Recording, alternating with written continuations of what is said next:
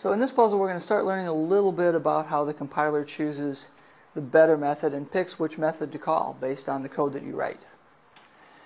This is a pretty big section of the language and has quite a bit of nuances into it. There's a lot of different places where you can define methods in the class that you're actually working with. There's methods in base classes, there's methods defined in interfaces, there could be extension methods. A lot of different places where the compiler can look for methods that might be appropriate. And there's some very strict rules about how the compiler picks a better method and what may end up being ambiguous. And they're important to kind of learn, especially when you're designing APIs, because you really want to minimize ambiguity and confusion in the people using your code. So we're going to dive into a few of the different areas that seem to cause people a little bit of confusion or a little bit of concern. And we'll look at exactly why the language is defined the way it is and how we can work with that to create classes and libraries that work a little bit easier for people. In this first puzzle, what we're going to look at is what happens when you have different choices between derived classes and base classes and how the compiler picks between those. All right, now for this puzzle where we're going to start looking at method resolution, we've got a base class B that has a repeat method, which takes an integer parameter. We've got a derived class D, also has a repeat method, but it takes a long parameter. Now if we look here, we've got, in our main program, I'm going to initialize parameter 5, so it's of type int. We're going to create a new D, and then we're going to call repeat with that parameter. So what I'm going to want you to figure out as you try to play with this code is determine which repeat method is going to get called. The version that takes the long or the version that takes an int. Try to figure out why, and then when you come back, we'll discuss what problems you can run into, how you should be careful, and what you should do as a developer to avoid getting this to happen on a regular basis.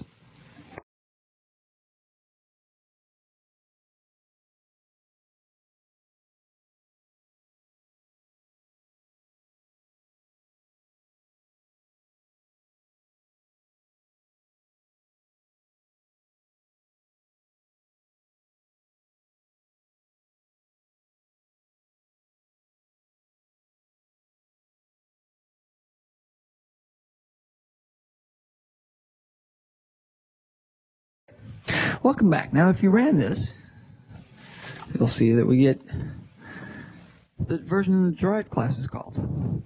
So even though this is an integer, and this would look like it's a better match than the version that takes a long, we're going to call the version in the derived class.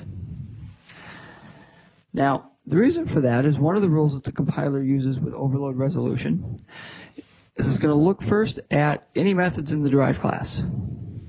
If any of those methods is an acceptable match, that's the version that gets called, before it even looks at any of the base classes at all. Now there's a reason for this in terms of why the compiler rules are set up that way. Remember that C# is set up to be a component-oriented language. So the idea would be that my base class and my derived class may be in different assemblies. And if a new version of that base class assembly gets dropped in, well, we don't want it to change the behavior of our program. Therefore, so a new version of that base assembly may have a new version of a method that is one that I've already put in my derived class. We don't want that to start calling different things and changing at runtime. So the compiler chose similar rules, and what happens is now with the compiler doing that, if it finds anything in the derived class, anything at all that is an acceptable match, then it's going to go ahead and make that work. If it doesn't find an acceptable match, then it's going to have to do something slightly different. So for instance, if we were to play with this a little bit, and let's say we were to make this a double, okay? And then if this is now a double, now what do you suppose happens?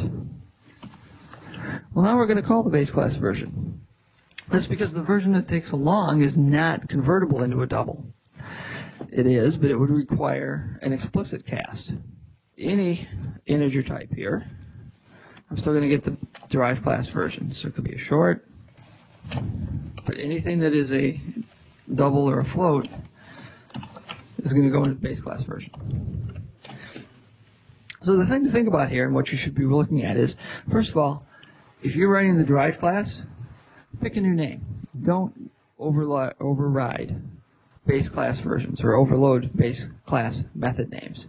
Pick new names. If you're in the situation where the base class is adding new methods, watch the types and make sure that you can get the version that you want, and try to avoid those name collisions. So what we learned here is that derived classes, the most derived class, is the first place the compiler looks for a method. And in fact, if it finds one there, it doesn't look any further at all. You can control that by changing the static type or the compile time type of a variable. But we really want to write APIs so that users don't have to do that, by trying to avoid some of those collisions between derived classes and base classes.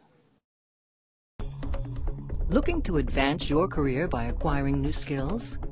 Tired of expensive off-site training programs? Wish you could learn from the best instructors in the industry? Look no further than Live Lessons. Self-paced, personal video instruction by the world's leading technology publishers. Each live lesson comes with a DVD featuring 3 to 4 hours of instructor-led classroom training, sample program code that allows you to work along with your personal instructor, and an example-rich study guide. Live lessons allow you to watch the entire course from start to finish, or navigate directly to any of the individual lessons. You'll literally watch over the shoulder of your instructor as he shows you how to build state-of-the-art applications. Live Lessons, the power of the world's leading technology experts at your fingertips.